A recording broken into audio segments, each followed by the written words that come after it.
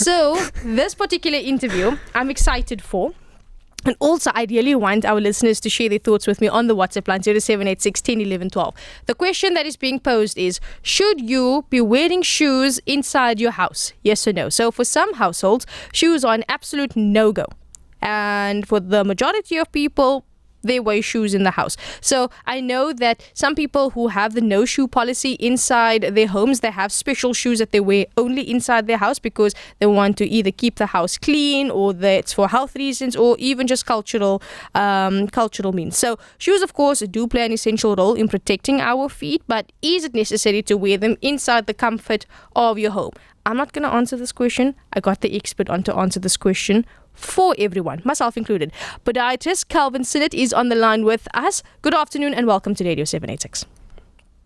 Hello, and thanks for having me. I really appreciate this time again. Thank you so much. So, the obvious question, should we be wearing shoes inside the house? Yes or no? I love throwing questions back at questions, and I'll ask you a question. Perfect. Let's go. Why do we wear shoes? It's a good one. And it's a very interesting topic, because a lot of the time we say, why do we... So to answer your question, we need to understand why we wear shoes. We as humans have, for many, many, many centuries ago, obviously walked out in trails and in the bush, and it was uneven and it was a bit dangerous, but realistically was fine. And that wasn't such a necessity for shoes. But as we became more modernized and we started to walk on more harder manufactured surfaces that are flat, the need for protection and to protect our feet became more and more necessary. And because it got harder and harder, we didn't always adapt. So that brought in the fact that we needed more and more protection to protect the feet. And now we say, do we need to wear them inside, or don't we need to wear them inside? And so that answers that's the start of the question to answer your question. So should we wear shoes inside? That's another question. And I think that's a good start to that's a good start to the discussion, because many people will justify why they wear shoes inside the house, or why they shouldn't wear shoes inside the house. But we do know that shoes does play a crucial role in protecting our feet.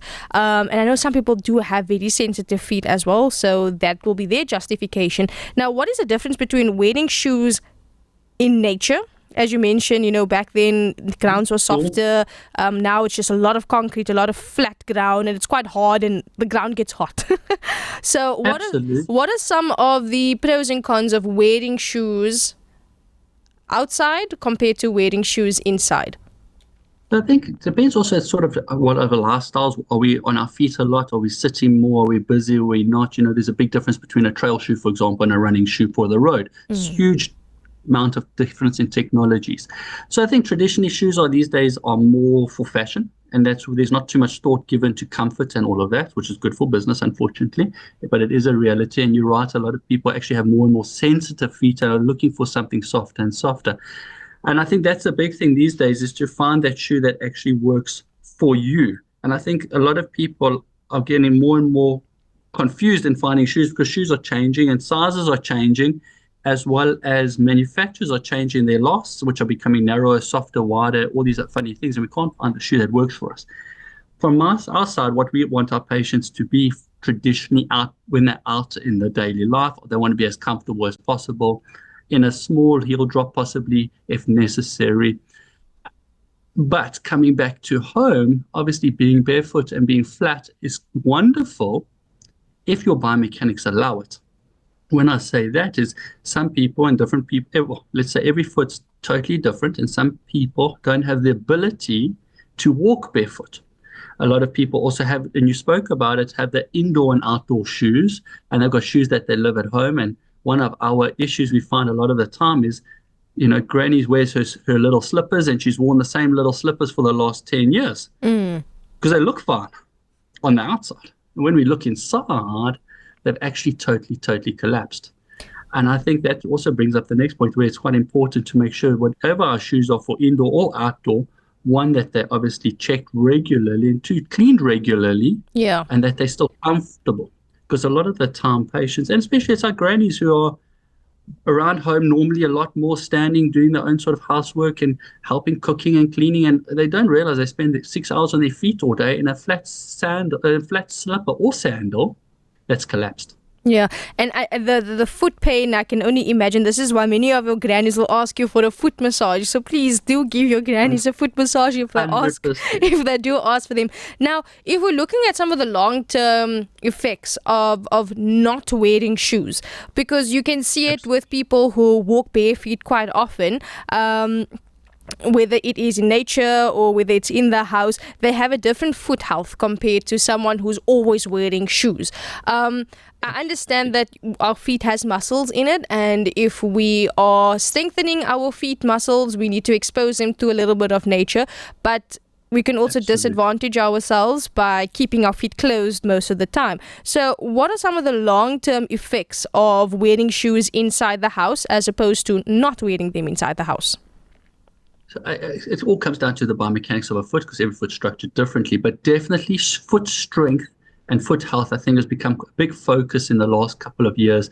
A lot more sort of focusing on the little, what we call intrinsic muscles. So the little muscles that go between the toes and that hold the metatarsals together, and getting the foot as strong as possible. So breaking that habit of always wearing shoes is definitely good. Also breaking the habit of wearing the same type of shoe regularly is also good in order to try and strengthen the feet.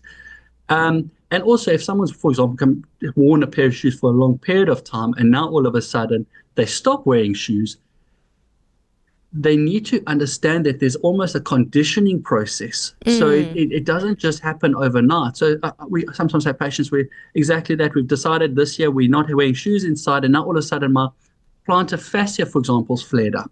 And we have a look, and the patient's just unconditioned to doing that. And it's simply like saying, deciding tomorrow, let's go run a marathon if we've never run before. We have to build it up. But it's the same thing with our feet. And often, and also coming back to old granny's story, 9 times out of 10, if we do wear something around the house, not barefoot, more flip-flop sandals, they're often the most worn ones that we don't want to be caught dead outside with.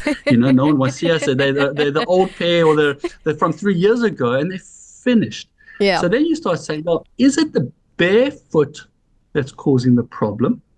Or is it the lack of conditioning? We've worn sneakers for the last 3 years since COVID, for an example, and all of a sudden now we're trying to go totally barefoot. Or likewise, patients of mine who went, and COVID was a very interesting time, terrible time, but an interesting time, because all my ladies, for example, not all of them, but a lot of them went from wearing a heel or kitten heel or a stiletto to wearing nothing. Yeah. They were flat slippers around the house. It became winter, and we did nothing for 6 months roughly. The amount of Achilles tendonitis and plantar fasciitis that flared up, because it was such a drastic intervention, they felt like they were better off walking around the house in a heel, which they were actually. And it's the same story. It's all about conditioning, which we don't think about. You know what I mean?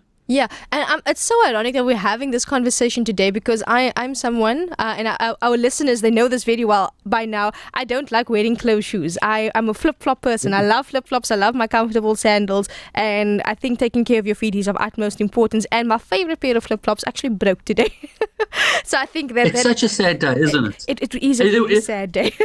Almost need a moment of silence for that first pair of flip-flops, because it's gone miles for you.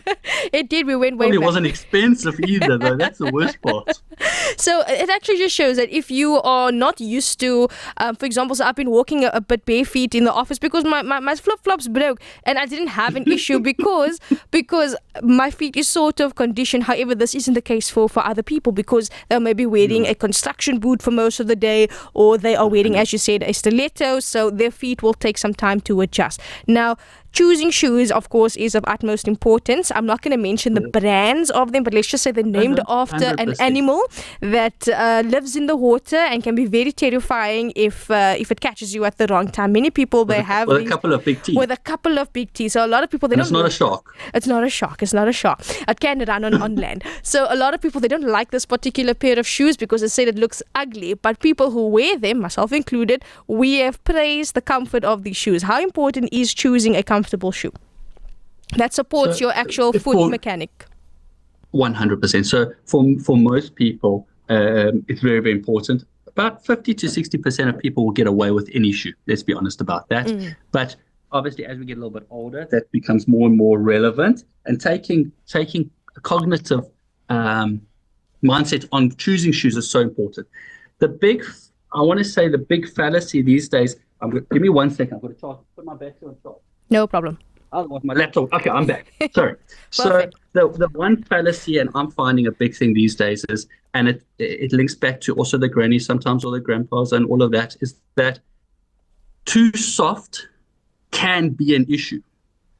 When I say that, if we look at the trends of, for example, in running currently, we've gone to quite a high stack height. So the volume of shoe underneath the foot is incredibly higher in order to keep a shoe light. And we can talk about the animal that runs on the ground, that brand of shoe. Yeah. If you think of it, they've got a pair of shoes that is really, really thick.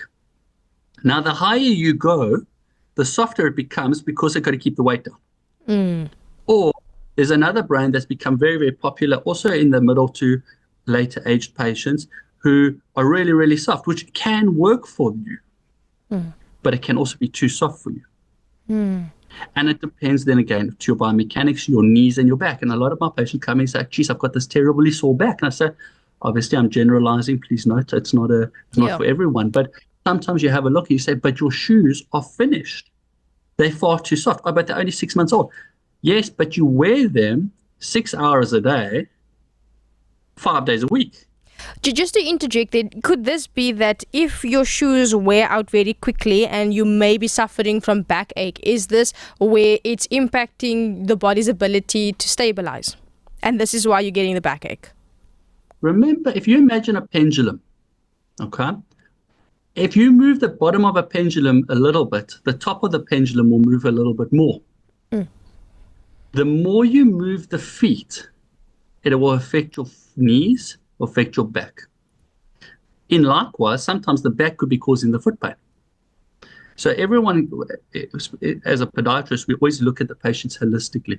You have to look from heel to toe and top to bottom, because you can't miss something that could be linked. So definitely having a very flat, soft house shoe could be the reason of your back pain, but also you could have just got a bad back, for an example. So it's such a hard topic to talk on, because yes, we need to be more barefoot more, we need to be more structured, we need to be more comfortable, but we have to, one, do it slowly, and to listen to our bodies. Indeed. I think also one of the things that I would like to reiterate that was mentioned in this interview is that you need to know your foot mechanics. You need to know the type of foot that you have. Do you have a high instep? Do you have a flat foot? Do you have broad feet? Do you have narrow feet? All of these plays a role in choosing the correct shoes, also to your health as well. And I think just because we are running out of time, I've seen these videos on social media of, especially with kids, parents who keep, from a young age, they let the children wear shoes, and it's impacting the ability of the child's foot to grow. Is something as simple as letting a child wear shoes for too long going to negatively impact their health long term, or even just their foot health? Same for adults, people who wear shoes, like you said, if you wear shoes most of the time instead of walking bare feet, it's going to have negative health implications later on. So it's difficult because you can read any piece of research either way. So you can read it pro your argument or against your argument. You can always find a loophole. We believe in our practice, obviously, the flatter, the broader, the wider, the softer for kids, and as barefoot as much as possible. Realistically, an average child on average gets their true adult gait only at 7. So the beautiful looking Adidas-sized babies, it's good for their business, but might not be good for the child. Realistically, often far too hard. Oh, sorry, I've chosen a brand. Sorry, all the brands have been, so I can disclaim that. But what I'm saying is softer, wider, better. And that's honestly the truth, especially for the children growing up. And for the adults, alternating types of shoes you're in is so important, and listening to your body. I think that's so important. And when in doubt, get it checked out. Yeah. That's what I always say. But realistically, especially kids up to 7, flat, wide, broad, flexible as much as possible, and barefoot as much as as much as possible is so important because their feet grow so quickly too. You don't know if they're growing out of it or it's going to cause ingrown toenails. There's going to be drama. We don't need that in our lives. Indeed. Look, if there's anything I can take away from this and share it with our listeners, we all have that pair of shoes that, as the doc mentioned, you don't want to be seen wearing them outside. If it is super flat and you can feel the stones in the gravel while you're wearing it, please, it's time to chuck it. It's time to chuck it and it's time to get a new pair of shoes. So to wear shoes, yes or no, inside the house, you need to understand your foot health and your foot mechanics, but as barefoot as much as possible. And when you're choosing the right shoe, make it be as broad as possible and make sure that it is comfortable for your foot. Doc, this was such a very, very informative interview, and I think I'm doing a good job with my foot health so far, despite my slippers being broken. But exactly. Thank and you if you're so diabetic, much. You keep a broad shoe on all the time because you don't know if you can't feel. Good advice. Good advice. So to our listeners, please do make sure that you heed that advice, especially if you are a diabetic or if you know someone in your family who is diabetic. Their foot health is very, very important. Doc, thank you so much for speaking to us here on the Soundbite. I do have some messages through on the WhatsApp line asking where is your practice because they would like to book an appointment. I will gladly forward those details on to you. Your foot health is of utmost importance. Calvin Sinnett. The easiest is Podiatrist.co.za. It's the Podiatry Association. You'll find all of us of the Western Cape. Perfect. And don't worry too that listener, if you didn't catch that, I will send you the link as well so that you can go and check out the resources as well. Calvin Sinnett, thank you so much for speaking to us here on the program, and I hope you have a good day further. Thank you so much. Thank you. Calvin Sinnett, he is a podiatrist from Cape Podiatry, speaking to us here on 100.4 FM.